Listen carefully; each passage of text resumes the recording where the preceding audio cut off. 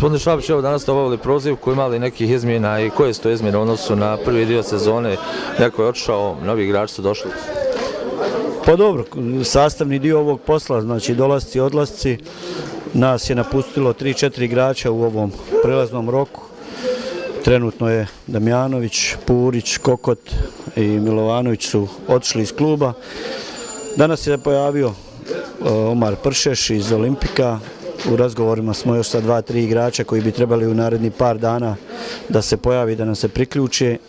Ljudi iz kluba završavaju taj administrativni dio posla, tako da danas je trenutno samo Pršeš se pojavio.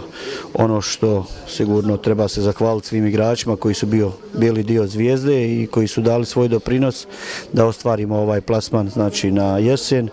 Međutim, na nama je da pokažemo da nismo slučajno, bez obzira što su nas oni napustili, da nismo slučajni na tom mjestu na kojem jesmo i da ćemo sa ovim novim igračima pojačati i konkurenciju i da ćemo u nastavku sezone biti, ako ništa isti, ako i po mogućnosti jači.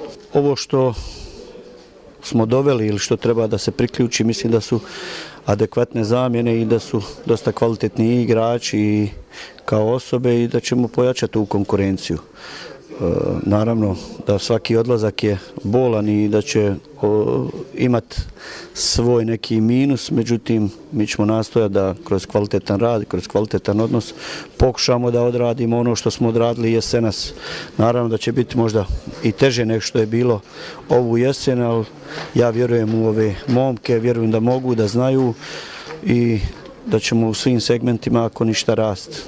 Kakav je plan priprema? Pa za naredni 15-20 dana sigurno ostajemo u Gradačcu. Ono što trebamo da vidimo, znači sa mogućnostima i kluba i upravnog odbora. Naravno i ni vrijeme već danas ne ide na ruku, tako da pokušat ćemo da dobijemo odlazak negdje u toplije krajeve ili negdje gdje će biti tereni puno bolji nego što nas ovdje očekuje. Vidjet ćemo u razgovoru sa upravom šta su u stanju da obezbijede i kakva je financijska situacija samom klubu, tako nama bi bilo idealno da odemo negdje krajem, u stvari sredinom februara smo planirali negdje oko 10. da odemo negdje 10 dana. Sad šta ćemo od toga uspjeti realizovati, pred nama je da vidimo. Početkom prvenstva konkurenti u prvoj ligi federacije nisu očekivali vjerojatno ovakav uspjeh, ovakve igre Zvijezde. Sad je druga situacija u projektnom prvenstvu, sad će vjerojatno svi igri protiv Zvijezde. Pa dobro, oni nisu očekivali da je Zvijezda bila u samom startu jedan od ozbiljnijih kandidata za ulazak. Međutim, kako je vrijeme odmicalo i nakon 5. 6. kola već se vidjelo ko može i koliko može. Naravno, mi više nismo nepoznanica nikom i svi će ulaziti maksimalno ozbiljno i željni dokazivanja. Najteže je biti prvi jer u takvoj situaciji svi su protiv vas i svi daju svoj maksimum. Međutim, ja vjerujem u ove momke da mogu da potvrde ono što su radili. Naravno, bit će uspona padova, moramo biti spremni na sve to. Tako da predstoji nam jako zanimljivo proljeće i za nas možda teže nego jesen i morat ćemo se dokazivati iz dana u dan.